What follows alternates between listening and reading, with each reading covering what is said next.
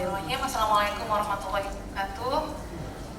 Senang sekali bisa berpartisipasi lagi dalam kesempatan Prakarsa kali ini yang kedua.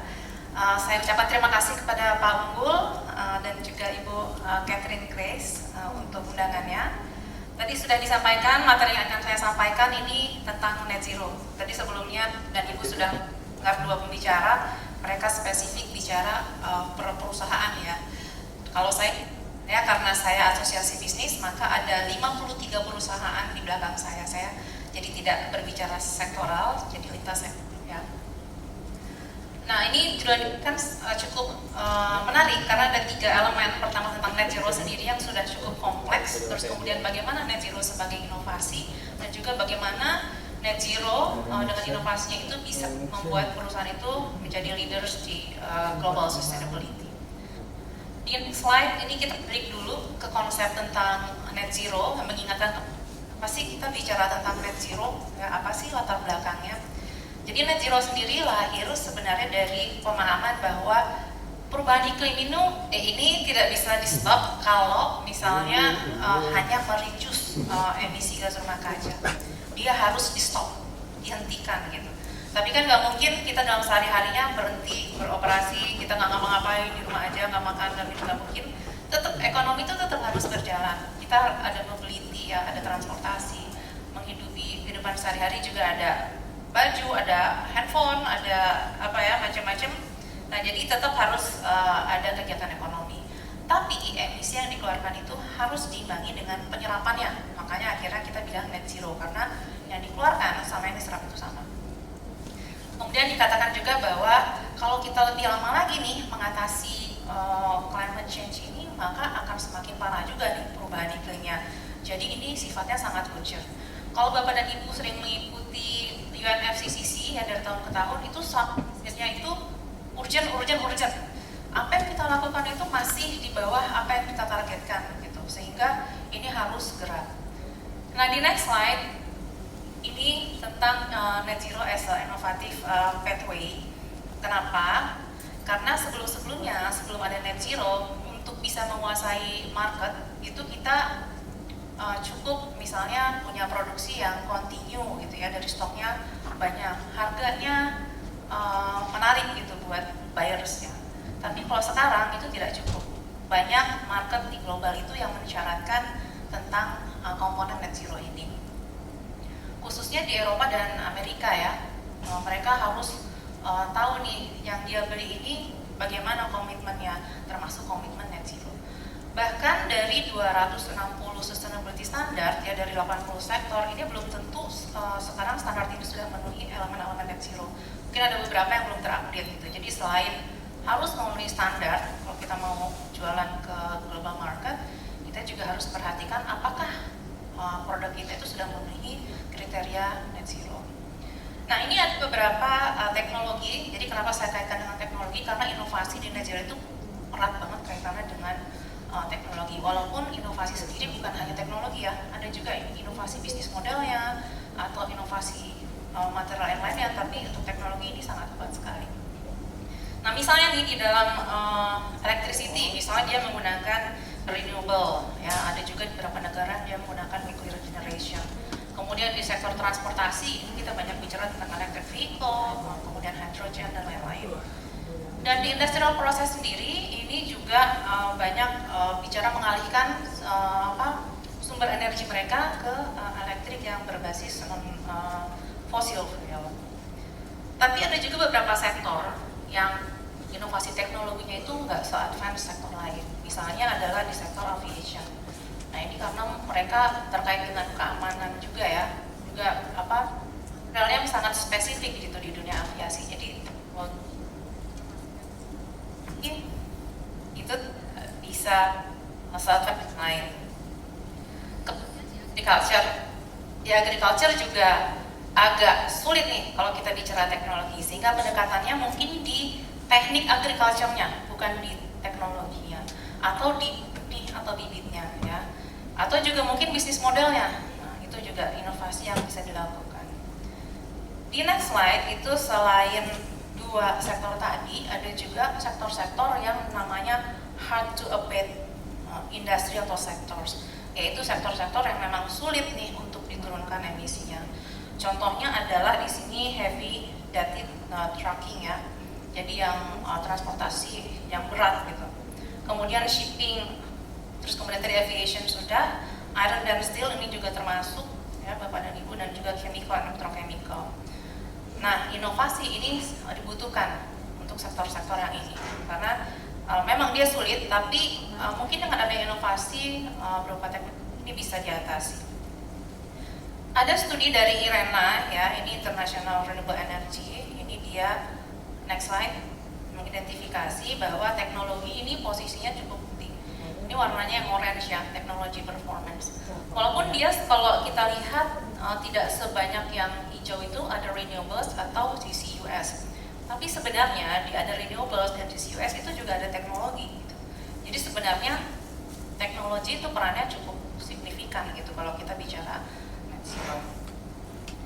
Di next slide ini ada bagaimana inovasi bisa mengatasi challenges dalam net zero. Pertama, Bapak dan Ibu mungkin tahu ya, apa sih challenges yang paling utama kalau kita bicara net zero? Pertama, mahal. Kalau kayak saya diskusi dengan perusahaan-perusahaan, mereka sering bilang kayaknya mendingan bayar pajak aja deh nanti daripada invest gitu ya, di infrastrukturnya juga udah mahal gitu. Terus kemudian yang kedua apa? Infrastructure. Jadi ada perusahaan yang oke, saya bisa nih supply energinya, tapi nggak ada infrastrukturnya, gridnya nggak ada. Nah ini gimana nih? Nah ini mungkin ada inovasi-inovasi yang kemudian bisa mendorong bagaimana dia bisa lebih murah dan bagaimana infrastruktur tadi itu tetap bisa terlaksana. Di next slide, ini saya ambil dari slide-nya WBCSD, parent organization kami. Jadi ada beberapa cara perusahaan menerapkan atau menuju net zero. Pertama dengan energi efisiensi ya. Jadi ada beberapa perusahaan yang mungkin menerapkan pendekatan ini ya. Biasanya energi efisiensi ini erat kaitannya dengan cleaner production ya. Kemudian electrification, kemudian sustainable fuels ya.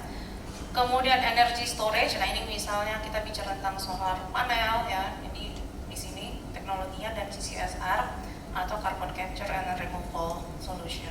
Nah ini masih mahal. Jadi perusahaan-perusahaan sebenarnya tertarik nih dengan konsep CCSR ini atau CCUS, tapi harganya masih mahal. Waktu podcast IBCFD kita juga bicara dengan BPPT, sekarang masih BPPT ya, Mbak Brin ya. Mereka bilang ini kita teknologi Indonesia sudah mengarah ke sana gitu. Jadi mudah-mudahan nanti kita bisa lebih inovatif untuk opsi-opsi menuju net zero-nya. Nah, kemudian next slide, apa sih enabling environment untuk menuju net zero? Pertama, adanya funding atau insentif ya. Karena net zero ini tadi seperti sudah disampaikan, ini cukup erat kaitannya dengan teknologi, sehingga dia erat kaitannya dengan research and development. Namanya research and development, dia pasti butuh dana ya.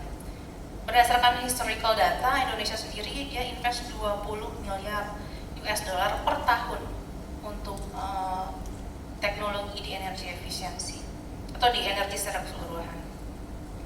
Dan diperkirakan 2030 itu 5 kali lipat dana yang dibutuhkan. Ya, jadi harus ada pendanaan. Sekarang siapa yang mau membiayai? Makanya di dunia internasional tuh banyak negosiasi. Di negara industri atau negara emisi terbesar tuh harus memberikan dananya gitu. Jadi banyak diskusi-diskusi di situ. Kemudian supporting policy, ini baik yang internasional maupun nasional. Jadi bagaimana kita bisa menuju net zero dengan teknologi kalau misalnya materialnya sendiri untuk research and development itu. Terus kemudian kita udah bikin teknologi tapi yang pakai nggak ada gitu, masih prefer udah bayar taxnya aja lah gitu. Jadi policy ini sangat berpengaruh. Terus kemudian yang terakhir collaboration. Nah perusahaan itu akan lebih efektif ketika dia berkolaborasi dengan research institution atau dengan university gitu ketimbang dia bekerja sendiri. Jadi networking dengan government, NGO itu juga penting. Nah kemudian next slide, apa sih peran dari policy and regulation dalam mendorong net zero? Pertama dia setting target ya. Targetnya itu harus spesifik. Nah ini baik di internasional maupun nasional ya polisinya. Dia harus spesifik nih tahun berapa, terus kemudian action plan-nya seperti apa. Tadi kalau Mbak Inka di level perusahaan, holdingnya udah punya aturan gitu ya, terus nanti anak-anak perusahaan ikut. Nah ini sama, harus jelas dulu nih ini kita mau kemana, gitu. Baru perusahaan itu bisa adopt nih, dia bikin strategi di perusahaannya gimana, terus kemudian teknologi yang dikembangkan seperti apa. Kemudian develop roadmap, ini juga akan memudahkan perusahaan. Roadmap ini akan bergantung dari sektornya ya, dari satu sektor dengan sektor lain tentunya akan berbeda-beda.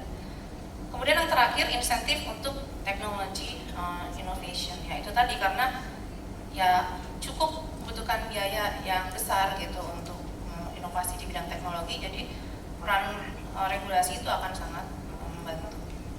Next slide, ini adalah beberapa contoh teknologi dipaham ya, apalagi di sektor masing-masing ini tentu banyak contoh-contoh teknologi yang dikembangkan.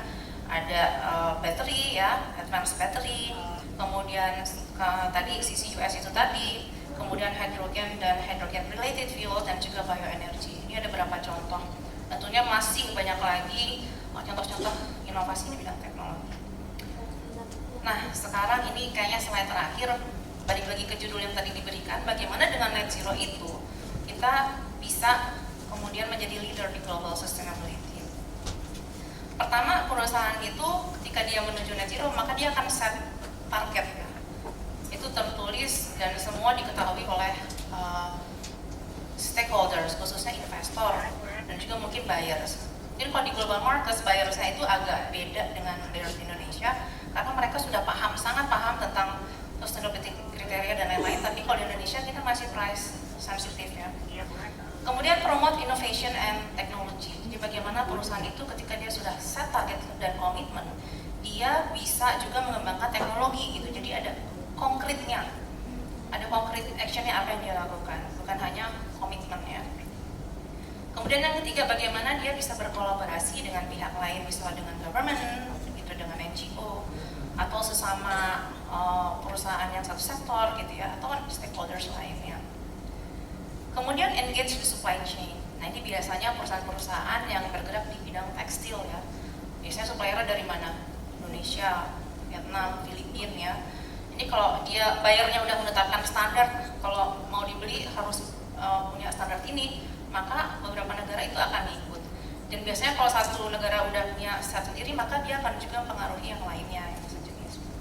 Kemudian do measurement and reporting.